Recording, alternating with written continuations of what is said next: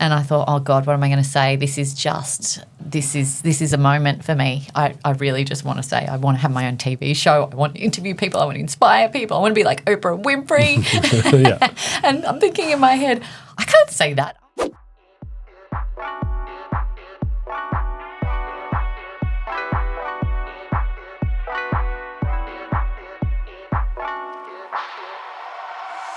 Welcome back, or welcome to another episode of the Success Times Happiness podcast. I'm your host, Richard Thompson. Today, we have a very lovely guest, Maritza Barone. Maritza has come from Melbourne, and she is a TV, radio personality and a podcast host of the very successful Things You Can't Unhear podcast.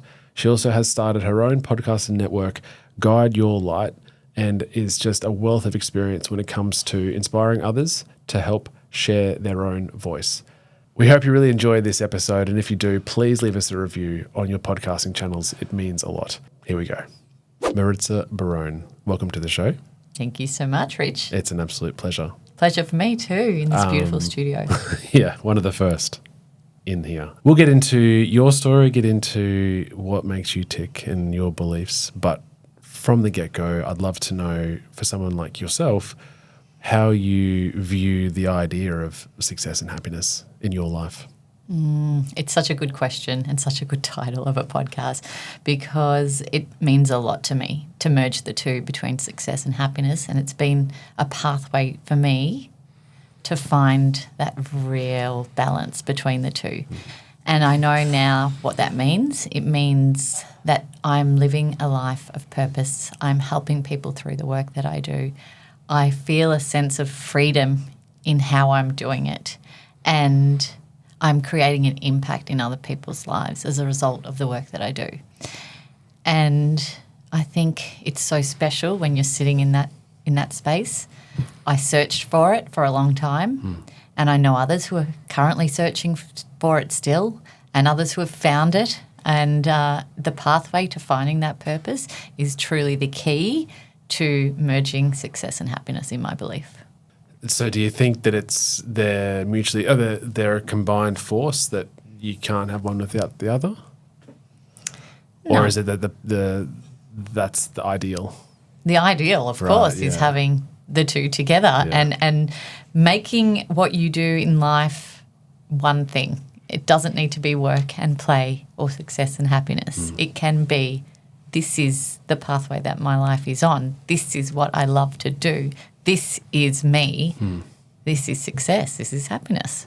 That's where I think we need to reframe what success looks like. It's, to many people, financial gain and that abundance, but it goes so much more beyond that, because how many people do you hear who have said, "Oh, I've set goals and I reached those goals and I got to that place and I'm not happy." And that's what I thought success was going to be. And for me, I had that exact experience in the media industry. I strived so hard in an industry that was completely competitive for so many years, over a decade, to become a TV presenter and work in this industry. And I finally got to this point in my career where I was seeing all of these goals that I had set for myself come to life. And I was at red carpet arrivals and at huge events and on camera and on a TV show and hosting programs and on TV commercials. And I would get to these shoots and finish the long day in production and think to myself, I actually didn't enjoy that as much as I thought I would enjoy that. Yeah. Why aren't I enjoying this as much as I thought I'd be enjoying this? And I realised that it was because I was just being handed other people's words and briefs and scripts, and I wasn't actually fulfilling the voice that I had within myself. So I think a lot of people get to that point when they've set their goals, they get to that point and they're like, why aren't I happy? I thought this is what I wanted, and it's not. Yeah.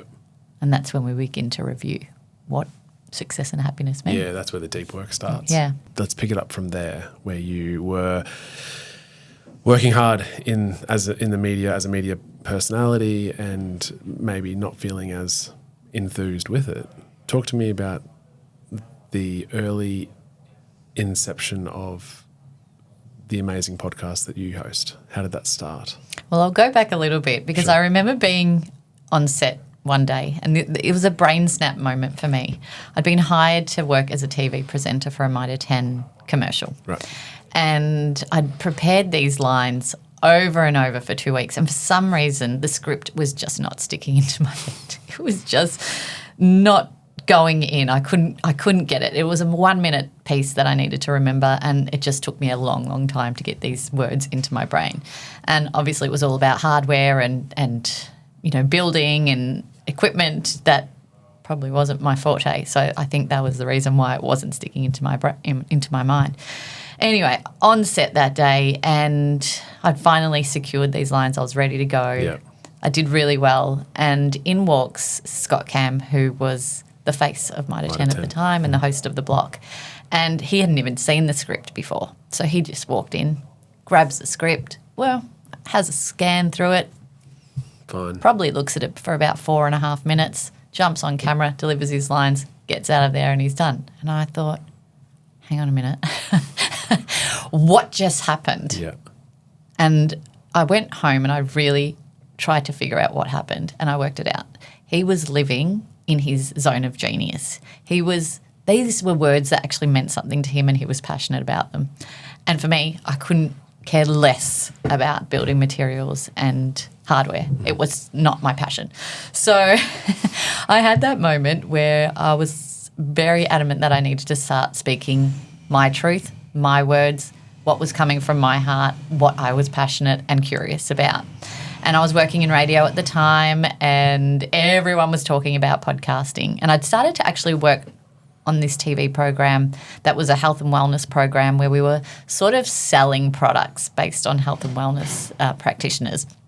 And I kept saying to my director, why don't we share the stories of these people? Because when I get off camera and I'm not talking about the products, their stories are quite fascinating. They're why really they interesting people. They were really interesting people, and they had such fascinating stories to tell as to why they developed these health and wellbeing products. And he said, no, this is a sales-based. We're just selling the product. Yeah, we're selling the product. And I said, well, do you mind if I maybe chatted to them on a podcast? He's like, absolutely, go for it. So podcasting 5 years ago, everyone was talking about it in radio. So the birth of my podcast, Things You Can't Unhear, was born off the back of how I was feeling and what I was seeing and what I was eternally curious about, which was self-development, personal development, health, well-being, wellness. Do you reflect and think you've always been like that as a person? In terms of the curiosity? Yeah, in terms of personal growth and looking into the shadows maybe of going, well, this doesn't light me up as you've grown into adulthood. And yeah, I think for me it was always a fear-based thing. Okay. I was really scared of everything growing up. Right. I was scared to put myself forward. I was incredibly shy. Like, believe it or not, now I'm speaking for a living and doing all of these incredible things, which I never thought that I would do, but I was incredibly shy, and it took me a long time to come out of that. And I think it was quite useful for me to hide behind scripts and briefs for a long time, because I was able to gain my confidence, learn how to position myself, and then bring in the element of, hey, this is what I've got to say. I've got things to say. A little bit bringing your own creative feel or impact onto it. Exactly. And I remember being 17 years old. I was sitting around the table in my careers room, and our Year 12 counsellor came around, and I was at a private school, a girls' school, and we were about to head into sort of Year 12 before uni, trying to plan what was next. And I actually knew then that this was at the heart and soul of what I wanted to do, but I didn't feel like I had the right to say that at that particular time because I was so shy. And so she said to us, girls, I'm going to be asking you all what you're wanting to do in the next couple of years and what courses you'd like to go into university. And university for us in that school was the only option. Yeah. And I thought, oh God, what am I going to say? This is a moment for me. I really just want to say I want to have my own TV show. I want to interview people. I want to inspire people. I want to be like Oprah Winfrey.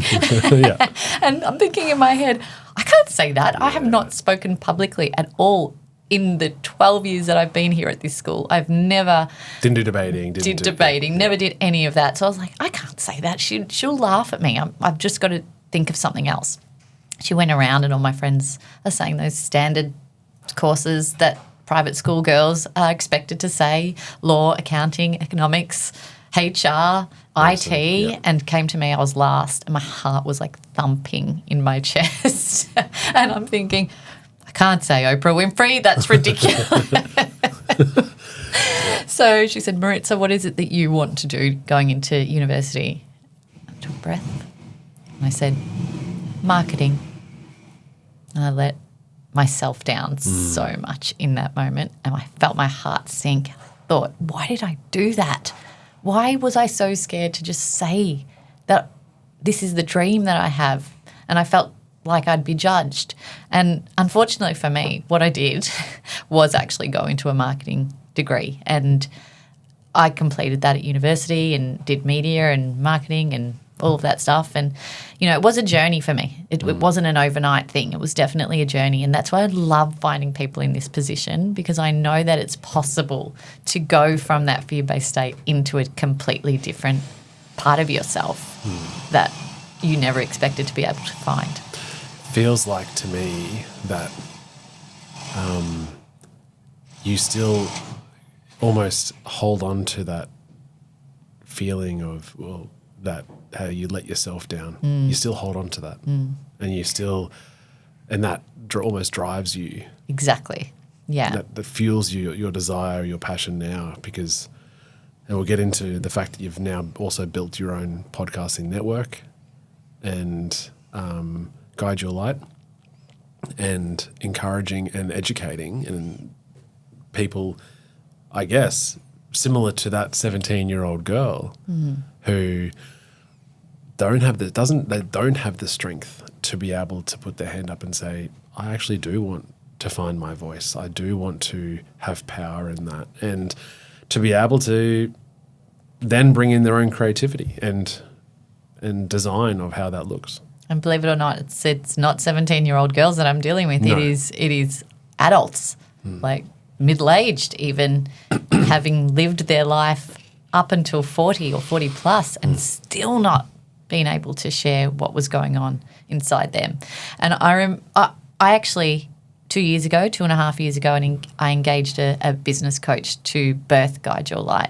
I didn't know that that's what I wanted to do at the time, but I wanted to bring all of my talents into one umbrella and find a central point, a central business where I could really pursue what I wanted to pursue with this business idea and what was actually working in my career. And I remember saying to her, I want to help people find and share their voices. And she kept bringing me back to podcasting, which is where the tool was, but she was trying to position me as an authority in podcasting, because she said, this is important. This is where people are going to be able to find you. And I kept saying no, and I kept trying to push that away because I was so passionate about really making the angle of the business about finding your voice. And I did listen to her because she really had valid reasons from a business perspective. But as the business has evolved, I have now, and it's just happened because I'm spending so much of my time in the space of podcasting, have established myself as an authority in podcasting, and I don't hate it. I actually don't hate it. And I find that passion play that I wanted to help people and brands now find their voice and share their values even is still the core of what I'm doing. But there's that business element that was so important that I was probably lacking, that the coach helped me solidify into one piece. Well, I mean, and rightly so in terms of the authority, right? Because the things you can't unhear is extremely successful. And then, but I guess you're thinking, well, that's my baby, and what you're talking about, helping others find their voice, not necessarily, and probably in your mind at that stage, to directly correlate to mean everyone must start a podcast. Yeah. But it's to be able to encourage people of wherever they are in their life, whoever they have in their circle, to find that voice, whether it's an employee at work to be able to stand up for themselves, whether it's the relationship at home or their relationship with the kids or whatever the situation is, their circles of life, you're empowering them to speak up and to have their own strength to be able to talk to their own position. Yeah. But the vehicle, yes, that I've chosen to do that in is podcasting. Yeah, for sure. Yeah. But I can understand that there would be I can see why 100%. there'd be resistance there initially, right? 100%. So it's a journey that you take people through. I suppose when they come and present themselves to the business and they're interested and they show curiosity, is which stage are you at in this journey and how do we get you from A to Z in the most smooth way that's going to help you on your journey and your pathway to purpose. Okay, and then so talk to me about you're back at, you see these amazing people trying to sell products and you think, all right, I'll get them on the show. How did that start, that whole process in terms of the things you can't unhear? So there were a number of defining moments for me with things you can't unhear, and it was a lot to do with that TV show. That was one. Another time, and this is where the title of the show came from, I was hired as a producer to work with Therese Kerr and go and interview her. And now Therese Kerr, for those who don't know, is Miranda Kerr's mum, and she had launched a beauty range that was fully organic. Now, she shared her story about healing herself from illness to wellness through changing her diet, cleaning up her lifestyle, changing her thoughts. It was this incredible conversation that I had with her that absolutely stopped me in my tracks. And I remember walking away from that conversation and thinking, oh my gosh, I've never heard anyone explain life like that. I've never heard anyone explain healing like that. I can't unhear this. Yeah, right. I literally can't unhear what she just told me. And I was working with a camera operator and a soundie, and there were two guys, are probably in their early 20s, and I said to them, my goodness, did that impact you as much as it impacted me? Wow, like I feel like I need to go and change my whole life now. And they looked at me and they're like, what are you talking about? It was great, but let's go grab a can of Coke and a pie and let's go have some lunch, right? So I thought, okay, well that got me because I needed to hear it at that particular time, and these words were meant to hit me and land with me at this particular time. So that moment sat with me for a while. It was probably a couple of years that thing I couldn't unhear. And in those couple of years, I went pretty mad trying to find my purpose. I was having a bit of an existential life crisis, to be honest. And I was attending retreats, reading self-development books, learning all about personal development, reading book after book after book. Is this, it was just this thirst of... Is this in your point of life where you're trying to find that purpose? Definitely. Did you feel like you were lacking that? Definitely. I had two young kids. My husband was away traveling all the time. I felt like I was raising them alone. We were like ships in the night. Like my marriage wasn't going the best as it could have been. There was just so much. I didn't feel like I was capitalizing on my potential. I just felt like a little lost. So that's when my thirst for all of this knowledge was coming into play. And when I decided to launch a podcast, it was a mixture of all the lessons and experiences and education I'd given myself around this. And I'd found this place of happiness that had really helped me in my life. And I thought, oh my goodness, I have to keep telling people about this. I have to share these tools and these tricks and these lessons that I've learned. And before the podcast, I actually just started buying books for everyone in my friends and family group and saying, read this, read this, read this, read this. And they're like, can you please stop buying me books? This is your thing. I'm not interested. Okay, this is my thing. But I thought there are people out there who are interested. They're just probably not my friends and family. I've got to find people who are interested in this because it actually helped my life in such a significant way. Yeah. So I started the podcast and I just started interviewing all the people that had inspired me on my own personal journey of development, well-being and finding myself really. Yeah. And it was fascinating to see how it started rolling out. You know, you'd read these books by New York best-selling authors and you'd get to the last page and I'd think to myself, I have to interview this person. Yeah. And I'd literally look up the publicist's email address, shoot them a really inspired email, and next morning you'd wake up and they'd agree to come on the show. And you're like, okay, something's going on here. I'm in flow. This is great. Yes, this is Scott Cam on set at the Mitre 10. Yes. Right? Yes, Rich. And anyone who's looking from a different angle is like, how the hell is Maritza doing this, right? Or But it's because you're in flow of what you're destined to do, I guess. Exactly. And it just kept flowing. And, you know, there's a stat out there about podcasts. I think there's, 95% of podcasts don't get past episode 7. Been going for 5 years now. So for me, that is an amazing feat in itself, just to continue this for 5 years. And I feel like I've had a brand new education as a result of the conversations that I've had.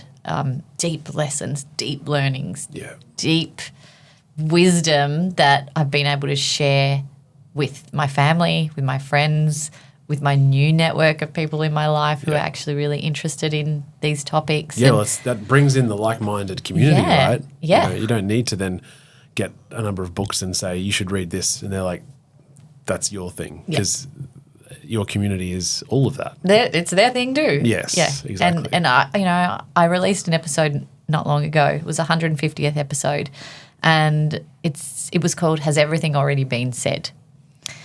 And it was off the back of watching a TV program that I'd been watching, and it's really about, I think, a lot of these thought leaders and people that I had interviewed were saying a lot of the same things, but saying it in a different way. Yep. And I actually found a lot of comfort in that, because I thought, well, if they're all saying different things and telling us to live our lives in these different ways, it gets very confusing. Which way do I go? How do I do this? But they're all saying the same thing in their own way, but reframing it to suit the person that it's going to land. So if you say something to someone, and it's probably the same thing that I'm going to be saying to someone, but it might hit someone differently coming from you, or it may hit someone differently coming from me.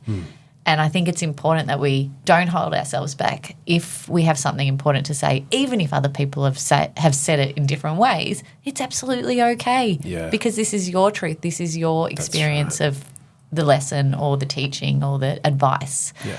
So that's a big tip that I had, been really proud to learn. So the people that you're inspiring, let's say now, are finding their voice. I imagine there's a number of hurdles that you'd have to get over to be able to be somewhat unconditionally happy to find it, let's say.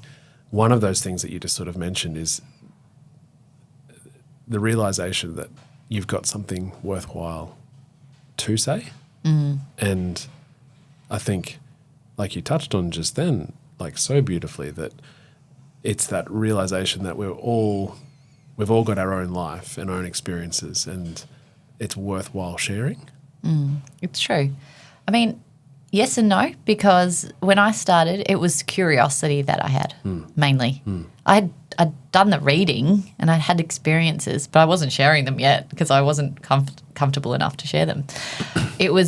I say this a lot to everyone who comes to me. What is it that you're endlessly curious about? What is it that you can speak underwater about and constantly want to learn more about and educate yourself on? And if that's the starting point for you, if that's the thing that lights you up, then you're already on the right path.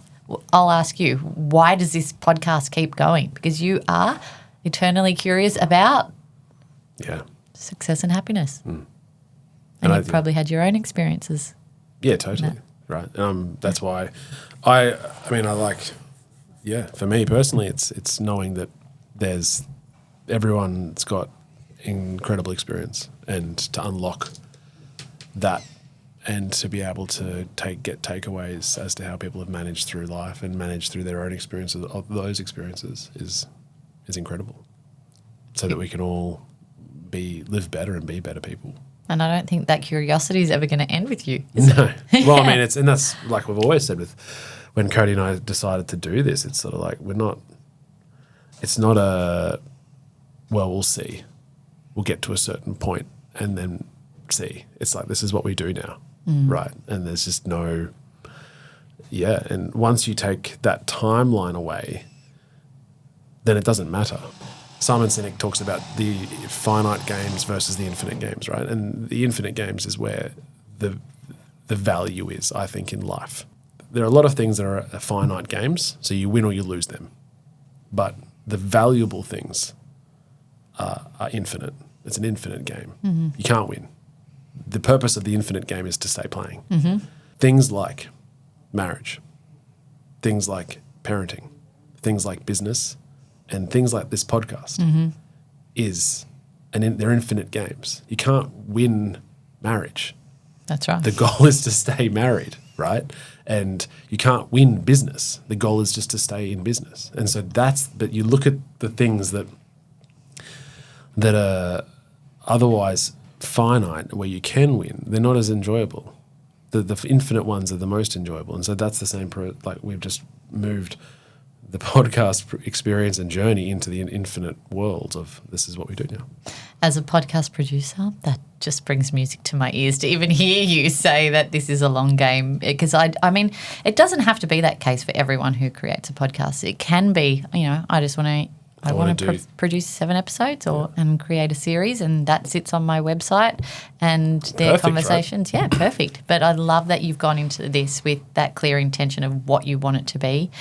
We've had conversations before today about, your dreams and ambitions about the podcast, and I love the big goals and the milestones that you're planning to hit and the guests you're planning to have on. And it's, in my mind, the way that you've approached this podcast reminds me a lot about the way that I did it, and I see such huge potential in what you're doing. Thank you. It's awesome. But it's not, as I said, it's not a short or a long game. It's an infinite game. Yeah. So barring a significant catastrophe, we're doing this until we get cancelled by Apple or by Spotify, I guess. That's just what we do now. And it's that you just put that in the same bracket as brushing your teeth. You don't celebrate when you brush your teeth, you're just doing it. I think with podcasting, I nerd out about podcasting so much, because it's not only the vehicle to help you share your voice, which is obviously what I've been really passionate about sharing today, but in terms of a business marketing tool and in terms of opening doors for people that you want to have conversations with and bring into your world, it is such a powerful tool to do that as well. And it is such a powerful tool to create relationships with people that you otherwise would have had no reason to create a relationship with, or add value to someone's life that you couldn't have done in any other way. So there's so many other hidden benefits in, number one, being able to move from that point of sharing your voice to then help others with this vehicle as well. And I'm sure you've already started to reap the benefits and see those things within business and use it in a way where it adds value to the people that you bring onto the show and adds value to your business in a way. Yeah, I think also you have to bring in a real sense of humility and park all ego, and to realize and be very genuine about the idea that you know nothing. Right. And and that position of the more you know, the more you realize you don't know. The more you realize what there is not, that you don't have the understanding of. And so that's where I'm coming from as well, where it's like, as we get more and more guests who are well and truly advanced on particular topics, you get a little inkling of, all right, now I know a little bit about this. And the more you know about the little bit that you know about it makes you realize how little you know about it. Yes, you know what I mean? And so to be able to be humble enough as a human to go, okay, I have so much to learn about so many topics that interest me, that I want to know about. And therefore that allows that curiosity to bring. As soon as you realize as soon as you believe you're an expert, you're toast, right? And that's where something like this is born from. So many people say to me, you always ask the questions that I had on the tip of my tongue. And that really gives me a big green tick of approval in my mind, because that's the role of someone who's behind the mic and asking the question is, fulfilling the curiosity that the listener has as well. And when you're not coming from it as an expert voice, you're actually really curious, like the listeners are, and wanting to ask those deeper questions to get into the nitty-gritty of what that last statement was and get further into the story behind the teachings or the lessons that person is talking about. So there is that key there that, that ego, like you talk about, always keep that parked. I remember Matthew McConaughey, who's like really cute, by the way. You can edit that out. He does it. He does a bit of acting. Yeah. You can edit that out. But I don't know why I said it.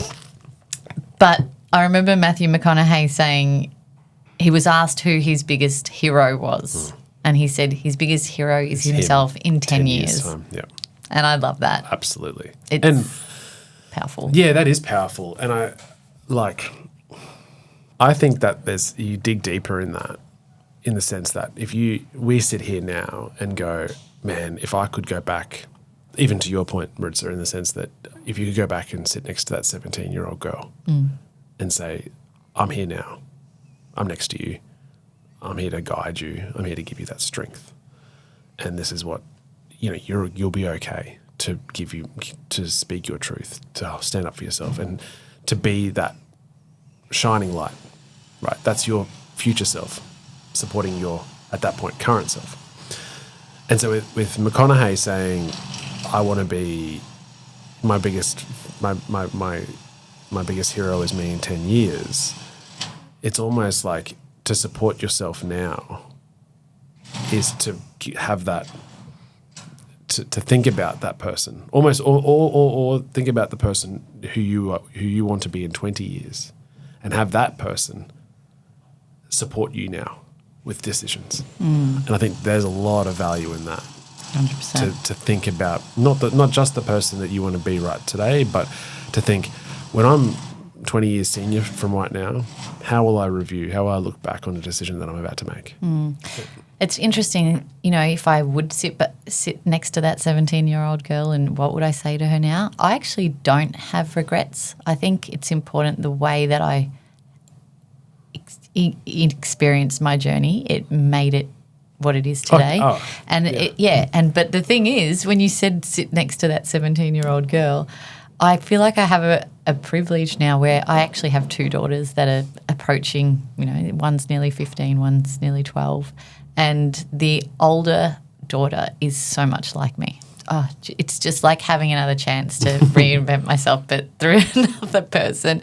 And she has that little fear-based voice in her head, and that sometimes too afraid to speak up, and I see myself in her so much. And so now, through the lessons that I've experienced, I'm able to help guide her in the way that sort of I needed to be guided when I was that age, I think. And I'm seeing, such little pearls of wisdom come out of her, especially this morning. We had this beautiful ceremony at school, and it was a cutting of the ties of parents to children, because she's reached a certain age and she's become a young adult. And she wrote us this beautiful letter, and I'm like, I've just won at parenting. It was one of those moments where, all the hard times of parenting and all the crap that you have to endure, especially with teenage girls and the mood swings and all of the challenges.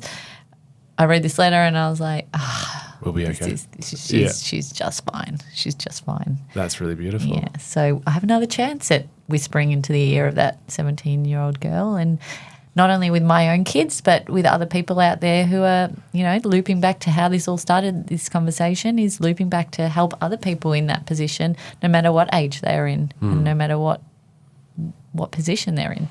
The other hurdle, I'd imagine, is how do you get around? What's your advice with people, or to people, with the comparison, the feeling like you'll be judged when you put yourself out there, which you're free, you've got to be able to accept that, right? Comparison is the thief of joy. That's what I tell everyone. And when we learn that, and it's hard to learn that at 17 or 16 as a teenager, it's hard to learn that. But I think as we get older and where we evolve as human beings, we learn that it truly is the thief of joy, is when we compare ourselves to others. Social media is not, the fun place to be when you're in a point of life where you're not feeling content or happy or successful, and you do start to compare yourself to other people. Why do they have that, and why can't I get that? So it is a matter of, knowing yourself well enough to say, I'm going to be not looking at that. I'm going to be creating my own path forward, and knowing when to step away from things that might invoke that comparisonitis feeling that we can sometimes use to hold us back from moving forward in our path. Yeah, I think it's also, like you touched on, it's about accepting that you're in your own lane now, and also what you're comparing to. Or I struggle with, it's other people's opinion because that no matter how strong you are, like whatever, if you're everyone's got their own ability to handle and manage that. And if you're probably more exposed to it on a daily basis, you've got a better repertoire of tools to manage. But, sportsmen must get that all the time. Media personalities must get that all the time in terms of, negative responses from people they don't know. But certainly the idea that when you are comparing yourself to others, it's almost like you've got to accept that we're all on our own path and we're all started at different times, and we all bring with our own journey different bias, different experiences, different traumas, different wins. And so it's almost impossible to then compare yourself, because it's like, well, it's like apples and oranges. I went to Marianne Williamson. I don't know if you know Marianne Williamson. She's actually running for president in the States, but she's a very spiritual woman, and she's just turned 70. Right. And she said it was an intimate gathering. There were probably about 50 people at this gathering, and she was talking about how she no longer cares what anyone else thinks. And it was an evolution over the decades. And she started in her 40s. She said, I turned 40 and I started to feel like I didn't care anymore what people thought. And she said, and then I turned 50 and I started to really not care at all. Yeah. And by the time she turned 60, she said, not a single thing that anyone thought of me mattered. And she went back into her youth and thought about all the times she let it hold her back. And she's just like, absolutely not a single thought or breath in my direction matters about what other people think of me. And then when she said she turned 70, I'll leave the swear words out, but she's obviously like reached this point of life where it truly doesn't matter. Do you think that there's a bit in that about the time that we think we have left to live? Potentially. Because if we believed we had a week left to live, you really wouldn't give a shit. Correct. About what anyone thinks. Yeah, because right. It doesn't matter. Yeah. Right? Because your demise is in 7 days. Yeah. And so as you get older, and I think that's probably a common trait, as you get older, you care less because the end is near, I guess. That and wisdom. Sure, acquired experience, wisdom. Yeah. And experience. To just, I guess, yeah, that blueprint or that knowledge to know that it really doesn't matter, right? That what people think doesn't matter. You've got that 30, 40, 50, 60, 70 years of experience to reflect on to go, oh, yeah. Yeah. It really doesn't. They really don't. I took huge leaps when I launched the podcast. When I was first releasing the episodes, people who knew me were like, who is this version of you? And I'm like, well, this is the version that I am. This is the version that I've been hiding behind the whole time. This is what I'm actually interested in. And a lot of people struggled with that for a while to really get to know what was going on and where the transition was. And why was I speaking up in this way when I'd never spoken about these topics before? And why was I making such an emphasis on it? And, that was hard for a while to actually do that. And I felt I was probably feeling it for myself. I was just fearful of judgment, fearful of what people were going to think. And they weren't actually judging me. They were just wondering why I'd changed so much. And I think people get a little bit uncomfortable with change sometimes, but they do catch up, and it all works out in the end. You've just maybe got to bridge the gap between the feeling of discomfort, and that's where the magic happens in those moments of discomfort and, shaking things up a little bit and becoming the new version of you. Yeah. That's what it is. Oh, 100%. And you think that if that's you being genuine and following your passion, and that unlocks a different version of someone who you were, let's say, or you were pretending to be, there's going to be people who are uncomfortable with that because it probably taps them on the shoulder, and not necessarily coming from a place of jealousy, but coming from a place of desire that they wish they had the strength to find their own passion. And desire, and it almost like it slaps them in the face to know that they're not, and that makes people uncomfortable, I think. It's not necessarily the change that they see in you, but it's the lack of change that they see in themselves that makes them really uncomfortable. Human nature, we hate change. Yeah, for sure. But I think it's the it's the desire or the lack of strength in someone to go, I know I'm not comfortable in my own existence. You're going out having strength, finding your own value, your own purpose, your own future, and they're stuck, anchored to whatever challenging circumstances or life situations they're in that they're not following their purpose on. And they're stuck. They don't have the strength, and therefore they judge, therefore they criticize, therefore they come from a place of lack.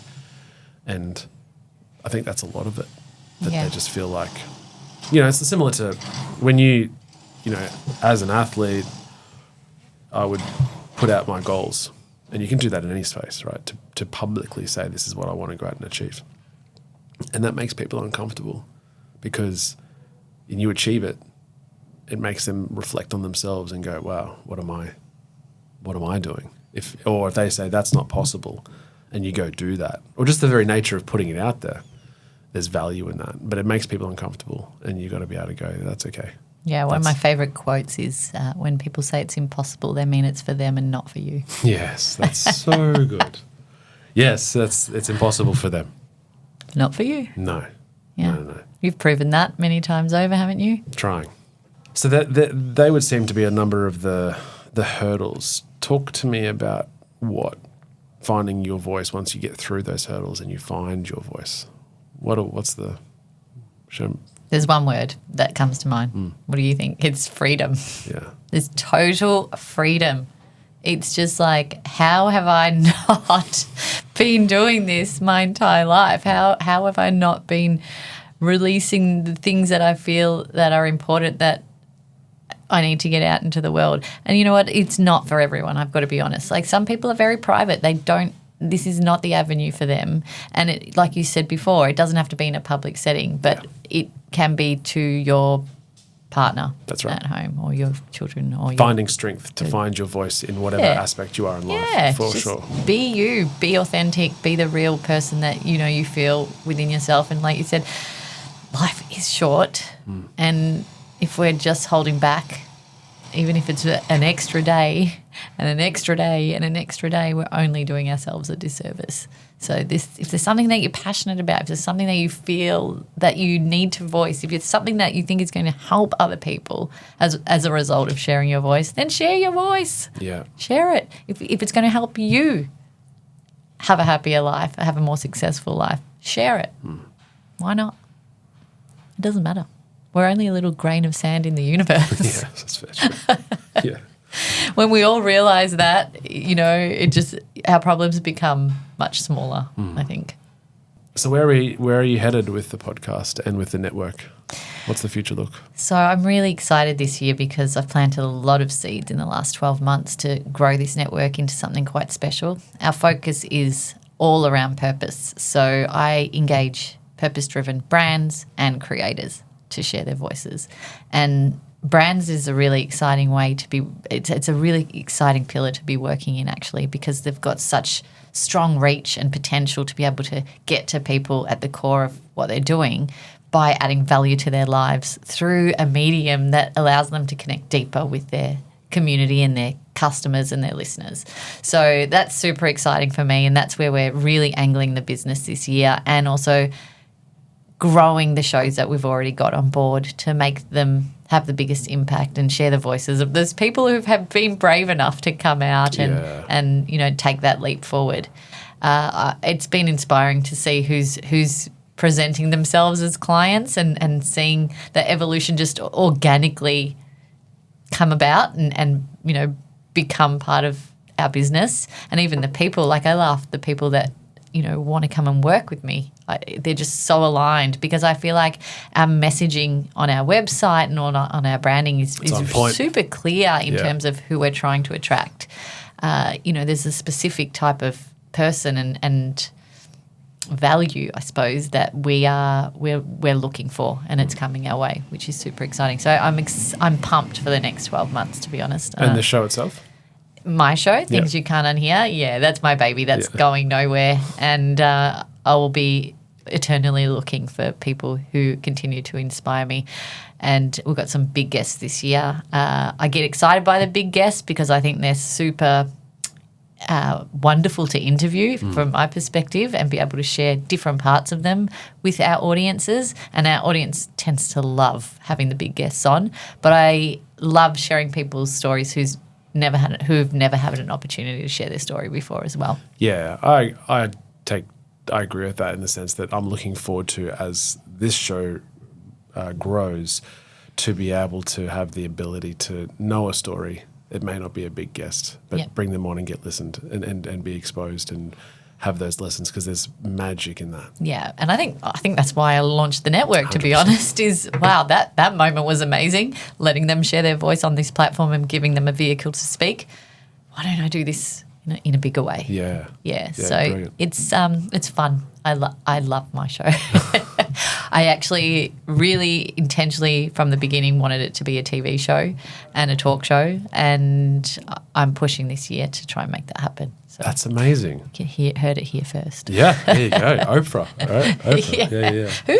No. Exactly, right, exactly. Your enthusiasm and passion is really contagious, and I can only imagine and have full belief that it'll get up and be amazing. Thank you so much, Rich. Before we go, the 5 questions that we ask each guest. Your number one tip for people looking to be more successful in their life? Find your passion. Find what helps other people, and don't stop doing it. Just keep going. Consistency and repetition are the keys to success. Definitely. Like that. Number one tip for people looking to be more happier in their life? Surround yourself with people that lift you up.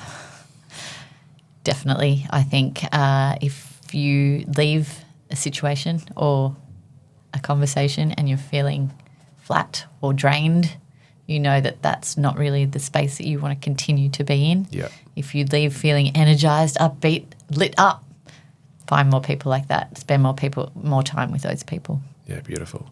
Your most gifted or recommended book? It would have to be The 4 Agreements for sure. Yeah, I'm handing that out left, right and centre in my life. Actually, I just made someone purchase it last week, and she messaged me late last night saying, wow, this has just been incredible. And you've read it, I believe. I have, yeah. So the 4 agreements are: be impeccable with your word, don't take anything personally, don't make assumptions, and always do your best. Yeah. And that's, And I've actually got that printed in my daughter's bathroom. So every time they're brushing their teeth, guess what agreements they're reading? That we're drumming in that slowly into their brains over the course of their childhood. It sounds like it's paying off. Your most influential person in your life? I'd have to say myself, which is corny and crazy. But yeah, without the courage that I've had to do the things that I've done, nothing would have been done. I have to give credit to my parents as well. They've really instilled a great work ethic in me. I watch them have and grow their own businesses their whole lives and, be at the forefront of what they were doing. And it was quite inspiring to watch that. And I don't think I really grasped it until I got older, until I started a business myself and realised that these were the values that they were instilling in me when I was younger. I'd watch Dad at his mechanic's shop and his car wash and all of his car-related businesses that he had. And Mum was a hairdresser and had her own salons from the age of like 18 years old, and then became manager of different hair care companies. And it was just inspiring to watch the way that they worked. So I feel like that they were huge inspiration to me.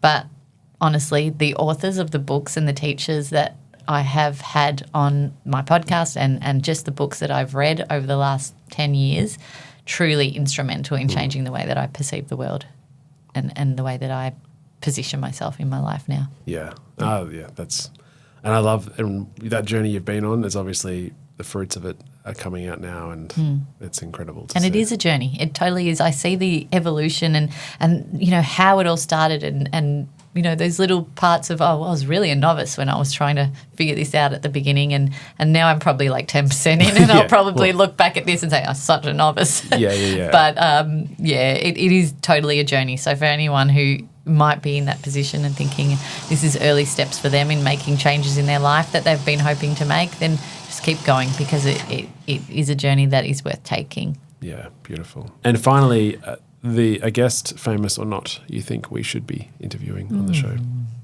There's so many who would be brilliant on this podcast. I really enjoyed interviewing Dr. John DeMartini.